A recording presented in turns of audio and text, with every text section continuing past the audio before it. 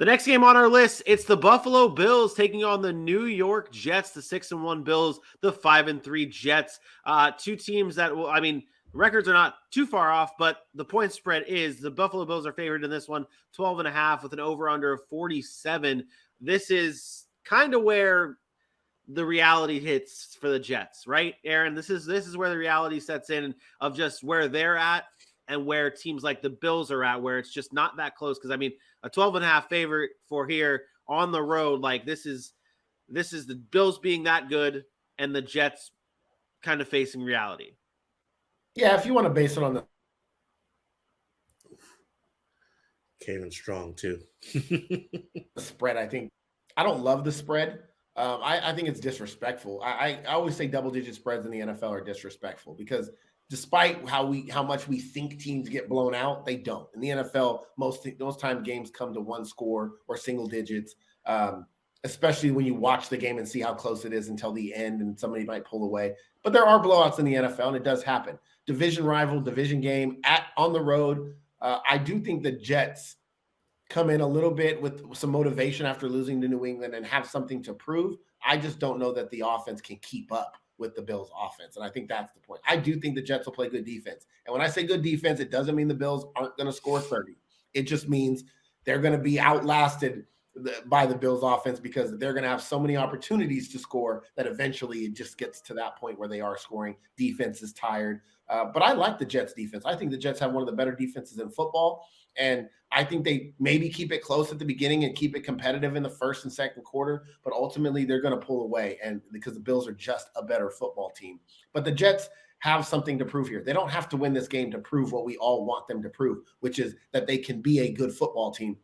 They can eliminate mistakes. They can hold on to the football. If they run the football, protect Zach Wilson, and try to take some time of possession and keep Josh Allen off the field, and this game finishes 27-17, I think everybody is okay with the Jets saying, you know what, they did what they could as young as they are with what they have against a juggernaut of an offense and a defense.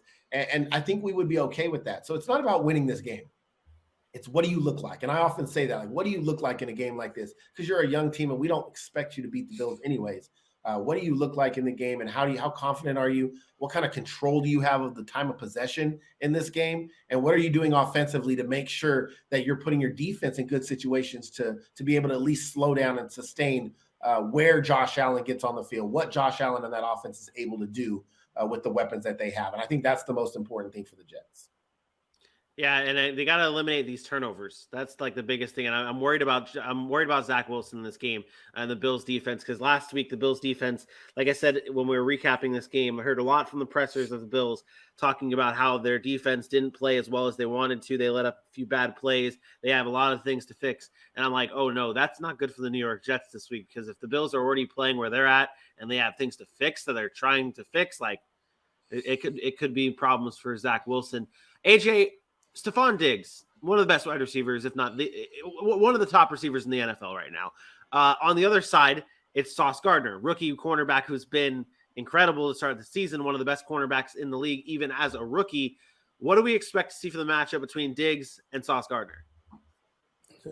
Well, I love Sauce Gardner as much as anybody, but it's not time. I'm not saying he's not going to get a couple of plays, but I know Stephon Diggs. Well, he's, like you said, one of the best wide receivers in the NFL. But the other part of it is, if I'm not mistaken, Sauce Gardner's not shadowing at this point. And the way this offense goes, I know Stephon Diggs will line up outside a lot of the time, but they do like to move this offense around. They do like to spread this offense around. So Sauce Gardner may not even be seeing Stephon Diggs as much as you'd imagine. But it will be fun to watch him go 1-1 because he's not going to back down from Stephon Diggs just because he's good. But we also saw what Stephon Diggs can do when he's motivated. It was very fun watching him chirp at Jaire Alexander and that whole defense last week when they were already, double-digit favorites and were expected to heavily win in this game. It should be fun, but I don't think it's going to be a heavy matchup. I am excited for the days that Sauce does begin to shadow more like some of the top cornerbacks in the NFL, but I still think he's coming along in this NFL season and learning the ropes of this professional part of the league.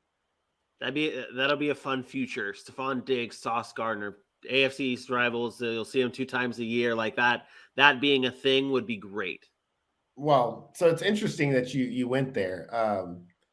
Because as good as Sauce Gardner has been, his counterpart has been better. DJ Reed has actually been a better corner than Sauce Gardner this year, which is crazy because Sauce has balled out. DJ Reed's only allowing 39.8 passer rating on his side of the field whenever he's played, so they haven't had to really do that. Not that Sauce Gardner has been any worse than that, because Sauce Gardner is also up there with at the top. But I think it's about a combination of both of these guys trying to slow down Stephon Diggs. I don't care what defensive back you have. You know, Jalen Ramsey out there, Stephon Diggs is going to get his. He's that good, but more so that offense and the way they target him and use him knows how to get him the football in motion, in the slot, puts him outside, combo routes. They do so many things so versatile with him because they understand that that's what their offense goes through, that they're going to give up something eventually. But it is a great matchup. I'm telling you, this Jets defense is legit. Yeah. I just don't know if they can stand up long enough. I got the Bills in this one. It's too much. I don't think Zach Wilson's turnovers are that much of an issue, though. I will say that. I got the Bills 35-17, but you talked about Zach Wilson's turnovers, and he's thrown 5 picks this year. Most of it came in one game.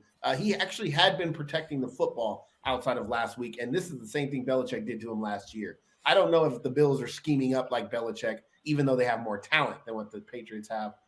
But he probably does turn the football over once or twice, and I take the Bills just because they're the better team, 35-17. AJ? Yeah, he's been bailed out a few times too.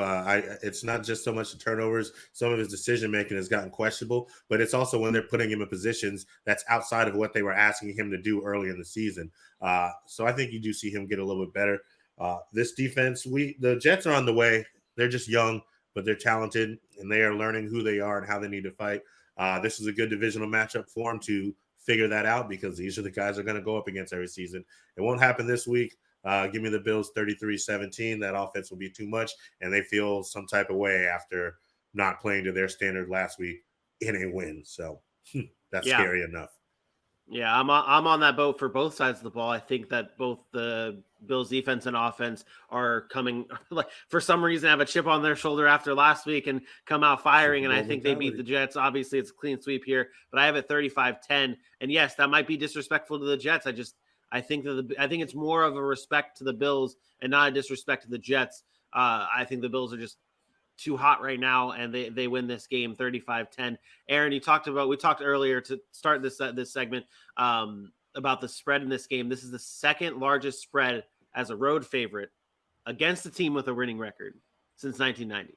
So this is not a common thing, but the Bills are just that good. And that's the thing. I think it's more of a respect thing to the Bills and not a disrespect thing to the Jets because of how good I think they've it's been. Disrespecting to the Jets. I don't think people think the Jets are real. You would never find, even as good as the Bills are, the best team in football, you would never find the Bills as a 12.5-point favorite over another good team that would normally be 5-3 if people really believed in that team as being 5-3. The Jets are one of the teams we talk about. Are they frauds, right? They're the Giants, the Seahawks.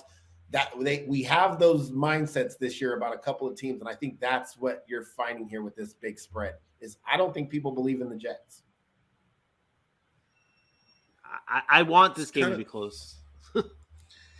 And I think it's hard. I think it's hard for people to believe in the Jets. It's just from what you've seen. It's from what you've seen year after year. And then you look at a team like the Raiders, who we keep trying to believe in, and they keep letting you down. So you keep thinking about it that way. You're like, well, why would I believe in the Jets? Every time I do, they keep letting me down. It's just that, but that's the thing. It's like we pick and choose who we want to believe in based on like our feelings, and I don't mean us. I just mean in general. Right. Like we believe in the Seahawks. Like people are already believing in the Seahawks now. How are they any different? The Seahawks. I think you still have to see it to believe in. And while the Jets had some good moments, they've won some good games. I mean, you think about the ways they won the game. They were fought hard. They were gritty. So now you're up against these teams like the Bills. And yeah, I mean, it took you a comeback win against a horrible Pittsburgh Steelers team. Why would I think you're going in against the Bills? They blew out the Dolphins. They blew out the Packers. Like, what do we want to talk? They've beaten two teams that we talk about all year. They beat Denver. Like the teams that on the road, they go beat at Green Bay, at Denver, and blew out Miami. but we're gonna sit here and not believe in them. And that's like those are better wins than some of the wins that good teams have in this league.